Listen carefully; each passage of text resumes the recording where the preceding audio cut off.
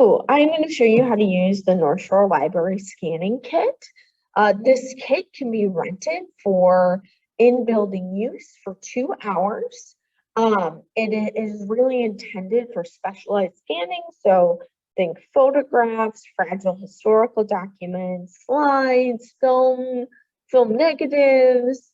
We do have a document scanner within the building in our reference area. So if you do just need to scan regular paper documents, that scanner works with that a little more quickly. So any librarian would be happy to talk you through that. But for this more specialized scanning, we have this special equipment. So you can set up an appointment with a librarian, and we will set up the laptop and the scanner for you. Don't worry, it'll come with directions. So you will have written directions to refer to, although of course we will all be happy to answer questions. So when you arrive, first things first, you want to make sure the scanner is on. So there is a button here on the right of the scanner. It's on the right back.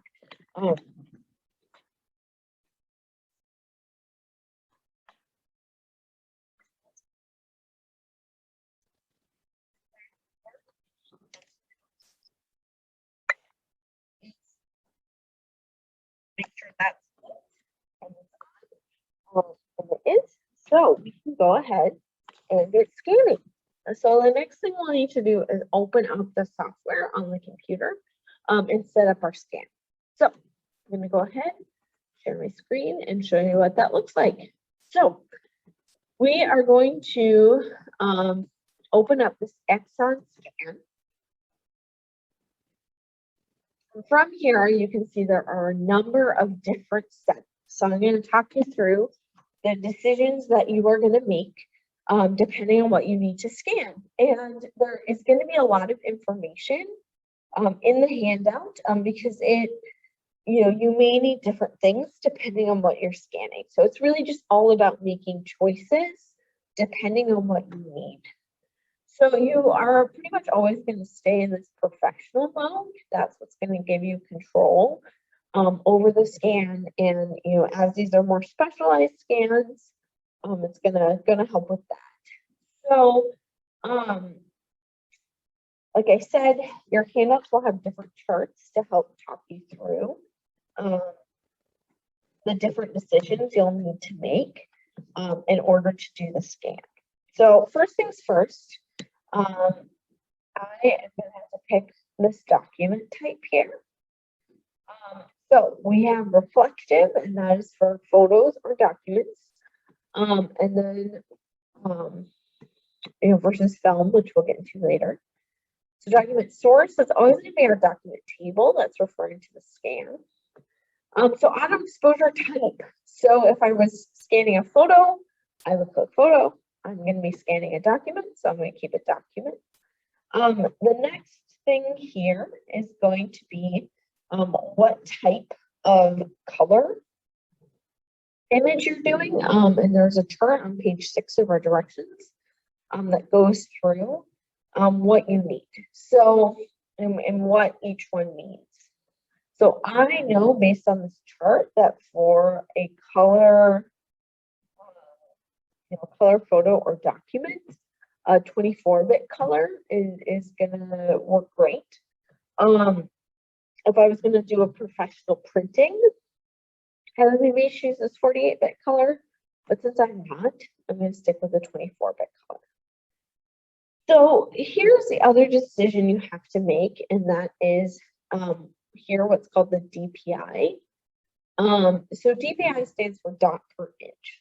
And what you want to think about when you're thinking about DPI is you want to balance having a high quality image with also having an image file that's not going to take up a huge amount of space on your computer and a massive amount of time to scan.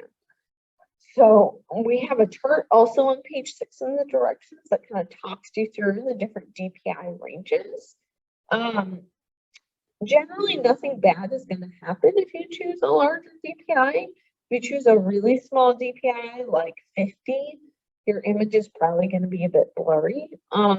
But the higher you go, the only problems you're going to have is It's going to take a long time to scan, and it's going to be a higher, it's going to be a bigger file size. So anywhere between 150 to 300 is going to be a good like printing quality. And honestly, if I'm just sending this image as an attachment, 150 is going to work just fine. So like I said, we have a chart on page 6 that we're going to talk you through how to make that decision. All right, so from there, I'm ready to preview my image. So I'm going to go ahead and I'm going to lift up my flap, and I'm going to put my document on there. I'm going to go ahead and do a preview.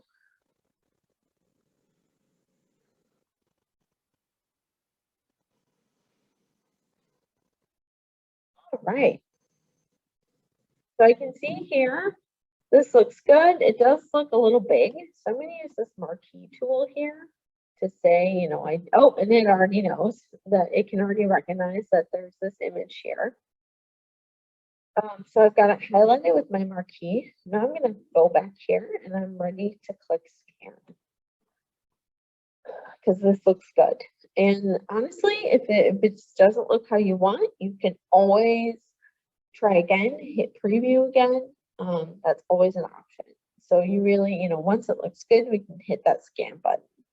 So once we hit the scan button, it's going to give us some choices about how we're going to save the file and where we're going to save the file.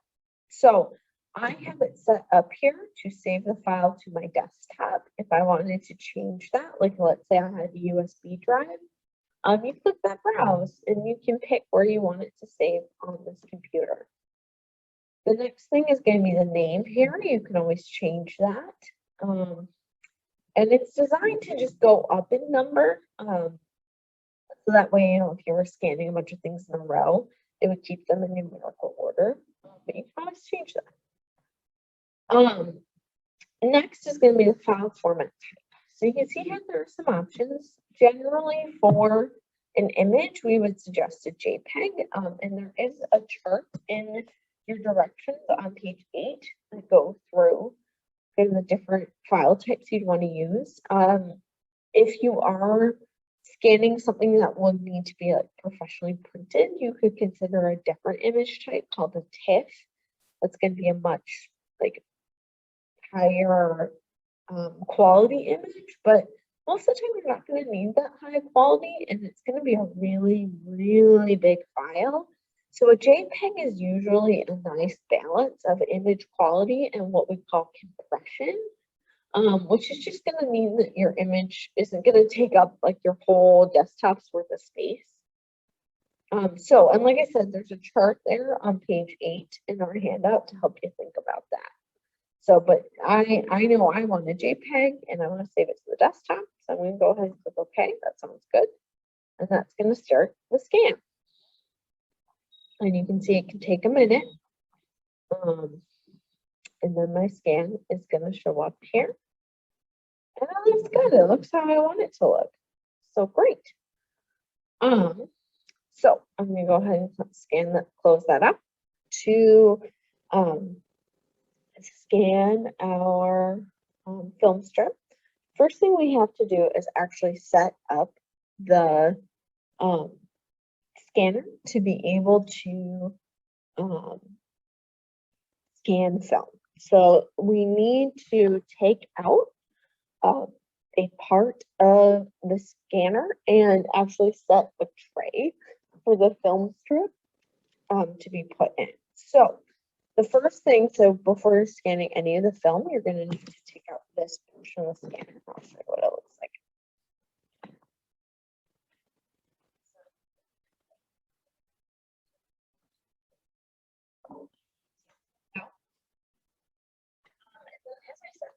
That we'll need to put it in an appropriately sized tray. So in our directions, it has which trays use or which type of things use which on page 5. So I know with this type of film negative, I am going to need to do tray A. So and the way it works here is if you can see, there's a little A right here. and there's a little A on the side of the scanner.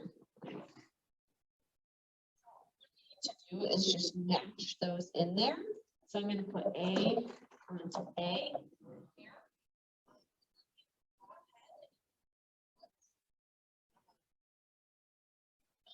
In there, and then I'm going to put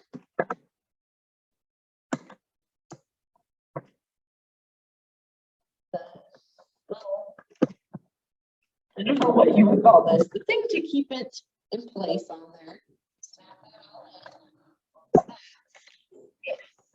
We're ready to set up our software. So let me go ahead, I'm going to share screen here and show you what that looks like. So we're going to need to change a few things. So we're going to need to, instead of document type reflective, it's going to be film. We're going to change this down to film. Now, so there are these different options here on page 2 of the directions. It goes into which is which. I know that the type of film I had was black and white negative film. And it will give you kind of a sense of what type of film is what in there. And you can take a look and determine. For the image type, I took a look at the chart on page 3. And I know with the black and white, I'm going to want the 16-bit grayscale. That is going to be the best option for a black and white image that's going to have like lots of shades of gray in there. So, and I can leave, if I'm not doing anything different with this image than I was the previous one, I can leave this DPI. So I'm going to go ahead and leave it at 300. If I did want to change it, I could take a look at the chart on page 6 of our directions and kind of determine if there was a different amount of DPI I would want to do. But since I know I don't need a higher quality image, I'm going to stick with 300. I'm going to go ahead and click preview. And let's take a look here. And it may take a couple of previews to get this right, and that's okay. And the nice thing is if you're doing a bunch of the same type of image, you can do hopefully one preview and kind of get it right, and then go through the others more quickly. But it's okay if we don't get the preview right on the first time.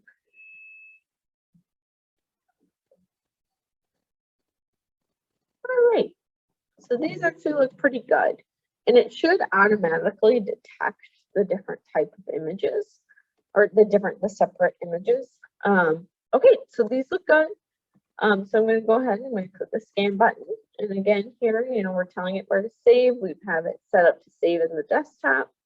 I'm set up with that JPEG. I can change it if I need to, but I don't want to. So I'm going to go ahead and scan them. And these film images take a little while longer to scan. So it's going to be a little while longer. And so it's even more important that you do that preview to make sure that they look how you want them to look.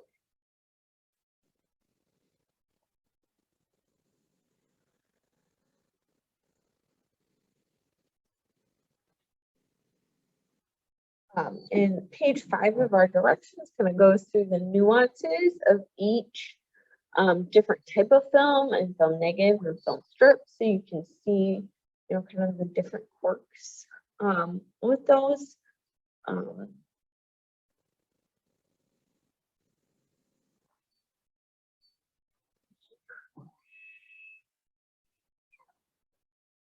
All right, great. And now these look all set. Okay, so the last type of image I'm going to do today is a slide. So I have these Kodak slides here. So I am keeping that white this white piece that we took out from inside the scanner. I'm keeping that off. We don't want that with any of those film scanning. So what I do need to change though, because my slides are a different size than my film strip.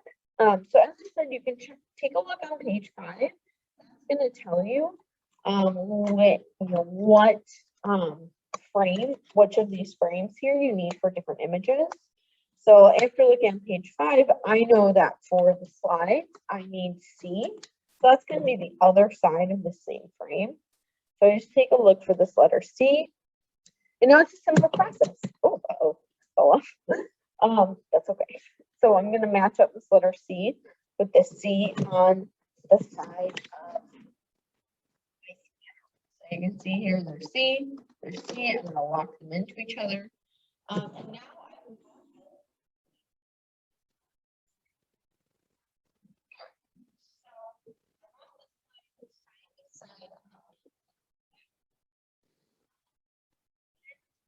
if it's correct on the first time, that's okay. Set up a preview, try again. And now I'm going to show you how we're going to set up our software a little differently for the slides. So, this preview, because we already scanned that. So here, so for a slide, we're going to want film. For film type, so I know that these are positive color films. And again, you know, if you're not sure, try until it looks right in your preview. And it has a little description of what type of film is what on page 2 of the directions. So here, so under image type, so this isn't a black and white image, so I know I'm going to need to change this. I'm going to go back to that 24-bit color. So that is going to be the kind of scanning I want to do to get you know, enough color in these images. And then with the DPI, it's, you know, just like we talked about with the film, you know, if you're not changing what you're using it for, there's really no need to change the DPI. You know, we have the chart within the directions if you want to take a look at that, but I'm going to stick with this DPI. Go ahead and I'm going to hit preview.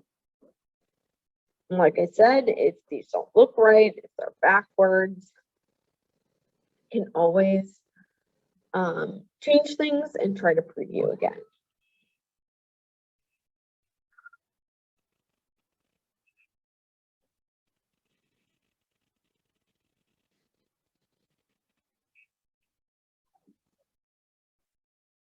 All right. So these look right. So I can go ahead and hit scan. And I will keep it to save at the desktop and keep it as JPEG. And I'm actually not going to click OK now because I know it'll take a while to scan. But you know, after I check, I know that they're ready. And I would just hit, sorry, again, I would hit scan and then OK. And then they would save to the desktop where I've told it to save. All right, so we went over a lot there. We went over how to do a photo or document. We went over how to do a film strip. We went over how to do a slide. So as you can see, this machine is really powerful. It can do a lot, but it can be complicated. And so we do have the written directions for you, but we're also here to answer questions. So, always feel free to ask questions, and we, hope this can help get those memories that you have in a new usable digital format.